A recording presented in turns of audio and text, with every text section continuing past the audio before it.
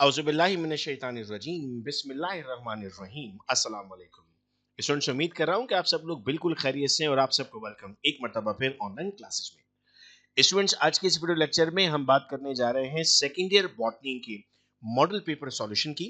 याद रहे कि students board of intermediate education Karachi ने मॉडल पेपर इशू किया और चूंकि बुक इस साल चेंज हुई है, पहली मर्तबा पेपर बनने जा रहा है, तो मॉडल पेपर और उस जैसे एमसीक्यूज बहुत इंपॉर्टेंट है। तो आज के इस वीडियो लेक्चर में हम बात करने जा रहे हैं बॉटनी के मॉडल पेपर सॉल्यूशन की और इंशाल्लाह आने वाली क्लासेस में हम बाकी भी जो मॉडल पेपर इशू किए गए हैं उनका सॉल्यूशन कर रहे होंगे। अगर आप व्हाट्सएप पर ज्वाइन करना चाहते हैं फर्दर अपडेट्स के लिए, तो आप अपने नेम, क्लास और कॉलेज के साथ मैसेज कर दीजिएगा ताकि आपको रिस्पेक्टिव इंफॉर्मेशन प्रोवाइड की जा रही हो। सबसे पहला सवाल स्टूडेंट हमारे पास यहाँ पर आता है, the removal of floating solid and organic material from the sewage. ये बेसिकली प्राइमरी ट्रीटमेंट है कि आप उस वेस्ट को हटा रहे हैं जो आपको सामने सामने नजर आ रहा है। यानी मैं आम उर्दू में आपको समझाऊं तो ये बड़ा कचरा है जो आपको बाज़ाहिर नजर आ रहा होता है, तो इसको रिमूव करने के लिए आपकी जो ट्रीटमेंट का मेथड आप यूज कर रहे हैं उसको आप नाम दे रहे हैं प्राइमरी ट्रीटमेंट का।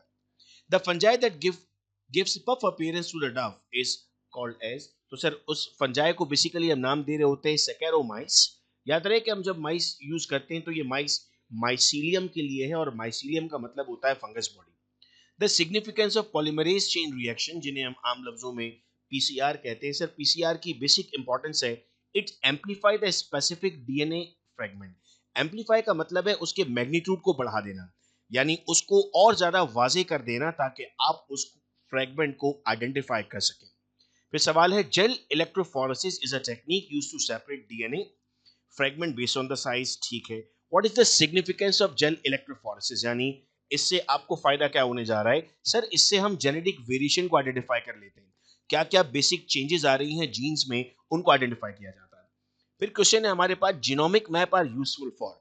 जीनोमिक मैप हम क्यों इस्तेमाल कर रहे हैं? सर याद रहे, it is to identify the genes associated with specific disease, ताकि हमें एक रोड मैप मिल जाए कि कौन कौन सी डिजीज हमारे पास कौन कौन से जीन्स की वजह से होने जा रही है और उनका स्पेसिफिक पैटर्न कितना है। The significance of monoclonal antibodies, तो सर मोनोक्लोनल एंटीबॉडीज की आपके पास अहमियत है कि it basically help in the diagnosis of the disease.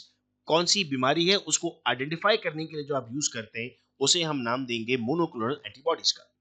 The source of carbon to plant in the carbon cycle, sir basically जो carbon हमें मिल रहा है प्लांट को वो है एटमॉस्फेरिक कार्बन डाइऑक्साइड से, जो प्लांट यूज करने जा रहा है अपनी साइकिल्स के लिए। The pioneers in xerarch succession, sir xerarch succession के पाइनियर्स आपके पास हैं बेसिकली क्रस्टोज लाइचेंस। लाइचेंस हमारे पास स्टूडेंट्स एसोसिएशन होते हैं फंजाई का एल्गी के साथ। याद रहे, ये एक्स्ट्रा इंफॉर्मेशन जो मैं आपको दे रहा हूं वो इसलिए दी जा रही है चूंकि हमारे पास जब हम सॉल्व करते हैं पेपर को, जरूरी नहीं यही वाला पेपर आएगा, इससे रिलेटेड सवाल बेटा पूछे जाएंगे। Theory of natural selection lacking the support from, याद रहे sir there was lack of the support from the molecular biology at molecular level. अक्सर स्टूडेंट जेनेटिक्स इसका आंसर एक्सपेक्ट कर रहे होते हैं कि जेनेटिक्स का लेवल भी सपोर्ट था, लेकिन याद रहे कि जेनेटिक्स का लेवल आपके पास जो है वो उससे ज्यादा, अगर आप बेस्ट चॉइस की तरफ जाते हैं तो मॉलिक्यूलर लेवल पर हम लैक कर रहे थे इसकी फर्दर डिटेल्स को। Archaeopteryx is the connection link between the reptiles and aves, sir ये इसको हम फॉसिल कह रहे होते हैं। Which of the following would cause phenotype variation among organism of the same genotype। याद रहे स्टूडेंट्स, हमारे पास exposure to different environment will cause the phenotype variation of the same genotype। Genotype का मतलब उनके जीन्स कैसे दिखते हैं, फिनोटाइप का मतलब है वो मॉर्फोलॉजिकल कैसे दिखते हैं, यानी एक्सटर्नली कैसे दिखते हैं। ये बड़ा ट्रिकी क्वेश्चन है। Boy is colour blind, his mother genotype is, अक्सर स्टूडेंट्स इसमें बॉय का जीनोटाइप ढूंढना शुरू कर देते हैं जबकि उसने उसकी मदर का जीनोटाइप पूछा है। तो जब आप क्रॉस बनाते हैं बेटा इसका, तो आपके पास वो कैरियर फॉर्म में आती है। ठीक है, अक्सर स्टूडेंट्स इसको जवाब मान लेते हैं। याद रहे कि कलर ब्लाइंड बॉय का नहीं पूछा गया, उनकी मदर का पूछा गया। The allele of holandric gene is located, तो sir it is located on Y chromosome. वैसे यूजुअली डिजीजेस आप एक्स क्रोमोसोम पर देखते हैं। नंबर 14, 13 का भी आंसर था नंबर 14। इंटरनेशनली सोसाइटी हमारी बुक में मेंशन है, it is more than 30 blood groups, book की एग्जैक्ट लाइन है ये।